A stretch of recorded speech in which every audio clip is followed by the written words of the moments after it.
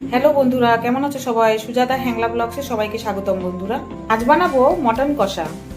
মাটনটা ধুয়ে পরিষ্কার করে টক দই, নুন আর গোলমরিচ দিয়ে আমি 1 ঘন্টা মতো ম্যারিনেট করে রেখেছিলাম। 2টো টমেটো কেটে রেখেছি, 5টা পেঁয়াজ কুচিয়ে রেখেছি আর 7টা আলু আমি খোসা ছাড়িয়ে গোটা ধুয়ে রেখেছি। তাহলে চলো বন্ধুরা, রান্নাটা শুরু করা যাক।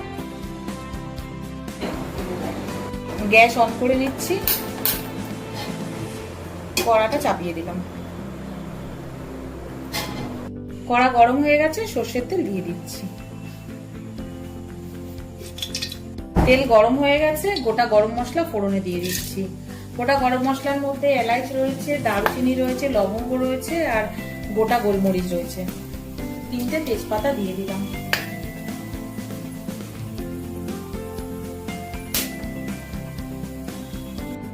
কেটে রাখা পেঁয়াজ দিয়ে দিচ্ছি।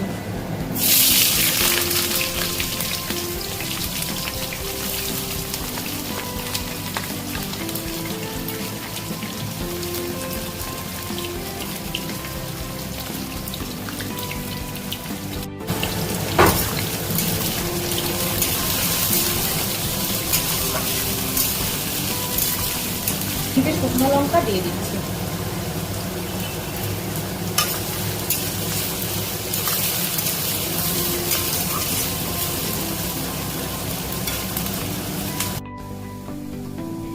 মাংসটা আমি প্রেসার কুকারে দিয়ে একটু সেদ্ধ করে নেব। এখানে আমার 1.5 কেজি মতন মাংস আছে। সামান্য একটু জল দিয়ে দিচ্ছি। জাস্ট ওপরে ওপরে আলুগুলোকে দিয়ে দিচ্ছি। আলুগুলো এর সাথে বয়েল হয়ে যাবে। গ্যাসটা অন করে নিচ্ছি। প্রেসার কুকারটা চাপিয়ে দিচ্ছি।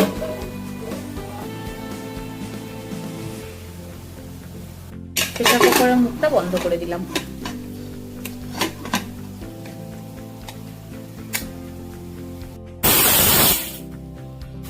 কাঁচা লঙ্কা, আদা রসুনের পেস্ট দিয়ে দিচ্ছি।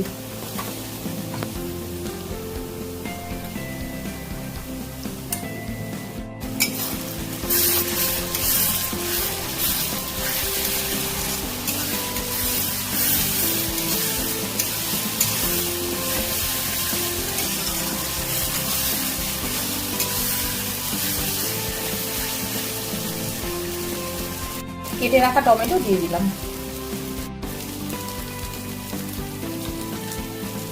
4 চামচ মতো গুঁড়ো লঙ্কা দিয়ে দিচ্ছি।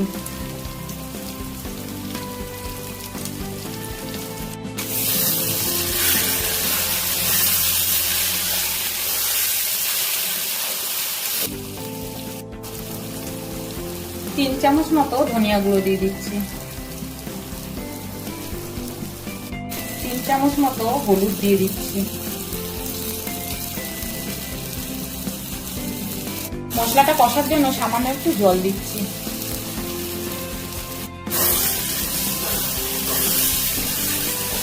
মশলাটা আমি ভালো করে কষে নিচ্ছি বন্ধুরা।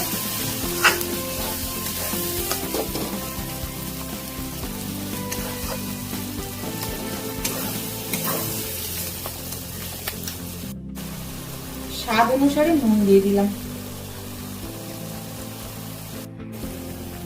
একটু কাঁচা পেঁয়াজ দিয়ে দেবো।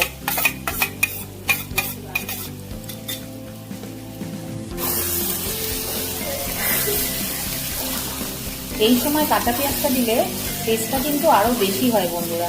তোমরা এইভাবে বাড়িতে বানাবে, খুব টেস্টি একটা রেসিপি।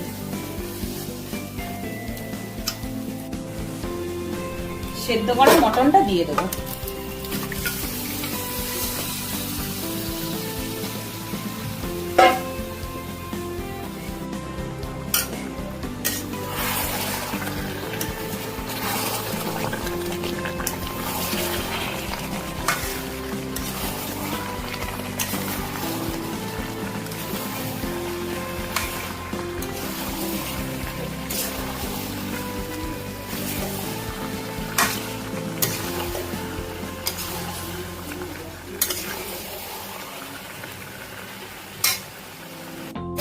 সামান্য একটু গরম মশলার গুঁড়ো দিয়ে দিচ্ছি।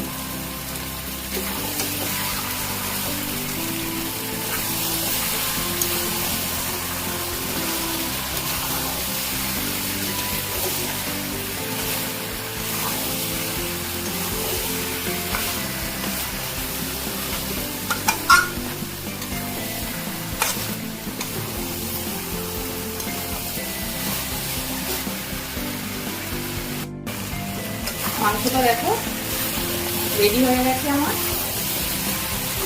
এখন কষা কষাই রাখবো, কষা কষা খেতে বেশি ভালো লাগে। বয়েল করা আলুগুলো এবার দিয়ে দেবো।